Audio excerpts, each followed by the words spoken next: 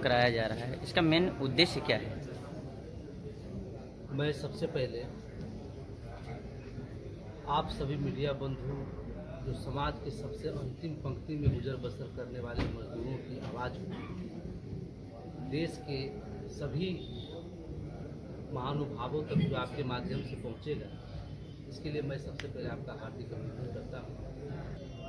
भारत सरकार के समक्ष कई कैबिनेट का बैठक हुआ, त्रिपक्षीय बैठक हुई, सड़क से लेकर संसद तक में आंदोलन चला। सरकार ने 2014 में जब नरेंद्र मोदी जी की सरकार आई और उससे पहले जब इस देश के अटल बिहारी वाजपेयी जी प्रधानमंत्री थे, सबसे पहला त्रिपक्षीय बैठक हमारा 28 अक्टूबर 2003 को तत्कालीन श्रम मंत्री साहब सिंह वर्मा के नेतृत्व में हुआ। उस समय पहला भारतीय रेलवे माल गोदाम श्रमिक संघ ने इस देश में माल गोदाम के मजदूरों के बारे में उनकी स्थिति, इस देश के लिए महत्वपूर्ण भूमिका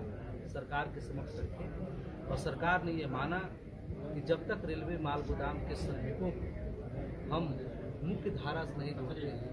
उसको रेगुलाइजेशन नहीं करते, श्रम कानूनों में इसके लिए संशोधन करके इनके लिए जगह नहीं बनाई जाती, तब तक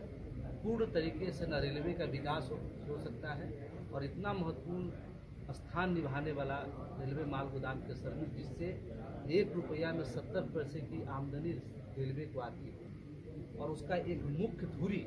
माल गोदाम के श्रमिक है,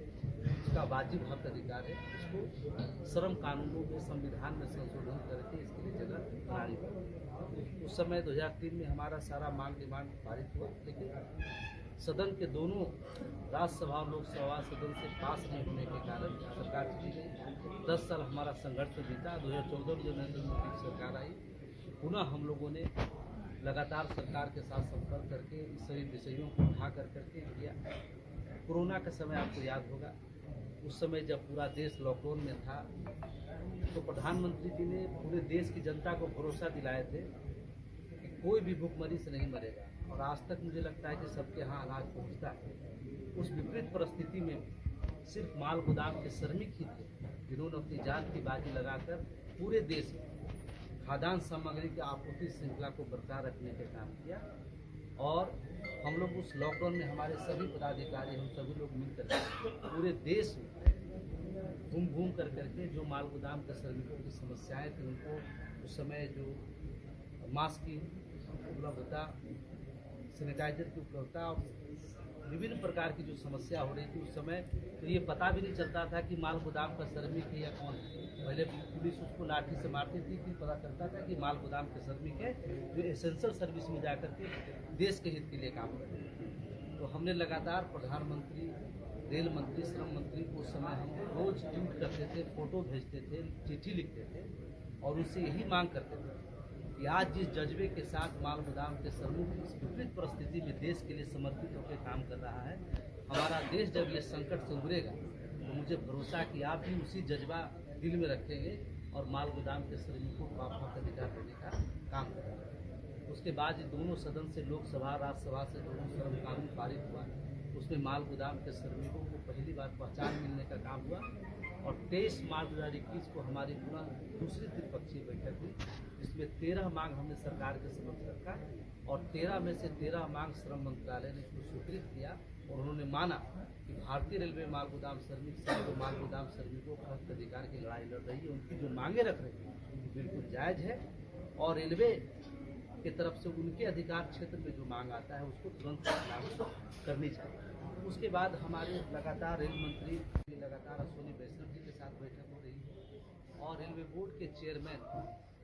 विनोद कुमार यादव से सुनील शर्मा जी, बीके त्रिपाठी जी, अनिल कुमार लाहौटी और वर्तमान में भी जया वर्मा सिन्हा जी, उनके साथ लगातार हमारी बैठक चल रही है और मजदूरों को सीधे खाते में पैसा उसका पहुँचे, उसके लिए सही वेतनमान सुनिश्चित हो, रेलवे के कर्मचारी के रूप में उनको पहचाना जाए, इसके लिए पॉलिसी सरकार ने बनाई है और मुझे पूरा भरोसा है सरकार ने पूरे हिंदुस्तान से अलग अलग माल गोदाम में कितने वर्कर काम कर रहे हैं उसका समुचित डाटा संगठन को जमा करने के लिए लगातार 6 महीना से इसके लिए प्रयास चल रहा है।